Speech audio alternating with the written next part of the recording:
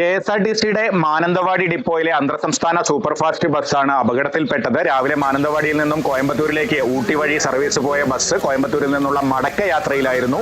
രാത്രി ഏതാണ്ട് 11 മണിയോടെ മേട്ടുപ്പാളയം ചുരം കയറുമ്പോഴാണ് പെട്ടെന്ന് പാറ ഇടിഞ്ഞു വരുന്നത് ഡ്രൈവറുടെ ശ്രദ്ധയിൽപ്പെട്ടത്. വയനാട് വരദൂർ സ്വദേശി ഗണേശായിരുന്നു ഡ്രൈവർ. അദ്ദേഹം പെട്ടെന്ന് വണ്ടി വെട്ടിച്ചു മാറ്റിയത് കൊണ്ട് ഈ ബസ്സിന് മുകളിലേക്ക് പാറക്കല്ല് പതിച്ചില്ല. ആദ്യത്തെ പാറക്കല്ല് വന്ന ബോണറ്റിനും ഇടിച്ചു. അതിന് പിന്നാലെ സൈഡിലേക്കും ഒരു പാറക്കല്ല് വന്ന് ഇടിച്ചു. 2 കൂറ്റൻ പാറക്കല്ലുകളാണ് പിന്നാലെ വന്നത്. ആ പാറക്കല്ലുകൾ ബസ്സിന് മുകളിൽ വീണിരുന്നെങ്കിൽ വലിയൊരു അപകടം തന്നെ സംഭവിച്ചേനെ. പക്ഷേ ഡ്രൈവറുടെ മനസാന്നിധ്യം കൊണ്ട് ഈ പാറക്കല്ല് വരുന്നത് കണ്ട് ഇടത്തോട്ട് വെട്ടിച്ചു മാറ്റിയത് കൊണ്ടാണ് ബസ്സിന്റെ വശങ്ങളിൽ മാത്രം കല്ല് ഇടിച്ചത്. കുറെ നേരം റോഡിൽ ഗതാഗത തടസ്സമുണ്ടായി. അതിന് പിന്നാലെ പോലീസൊക്കെ എത്തിയാണ് ഗതാഗതമൊക്കെ പുനഃസ്ഥാപിച്ചത്. ഈ സമയത്ത് മേട്ടുപ്പാളയം ചുരത്തിൽ കനത്ത മഴയായിരുന്നു എന്നാണ് ബസ്സിലെ കണ്ടക്ടറായിരുന്ന വയനാട് സ്വദേശി PC ലത്തീഫ് പറയുന്നത്.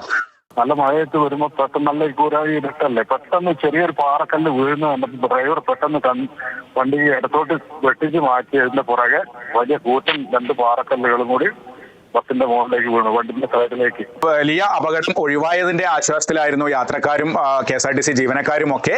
പിന്നീട് KSRTCയുടെ പാലക്കാട് ഡിപ്പോയിൽ നിന്നൊക്കെ സഹായമെത്തി, പോലീസും എത്തിയാണ് മറ്റ് കാര്യങ്ങളൊക്കെ ചെയ്തത്. എന്തായാലും ബസ്സിന് ഗുരുതരമായ കേടുപാടുകൾ സംഭവിച്ചു.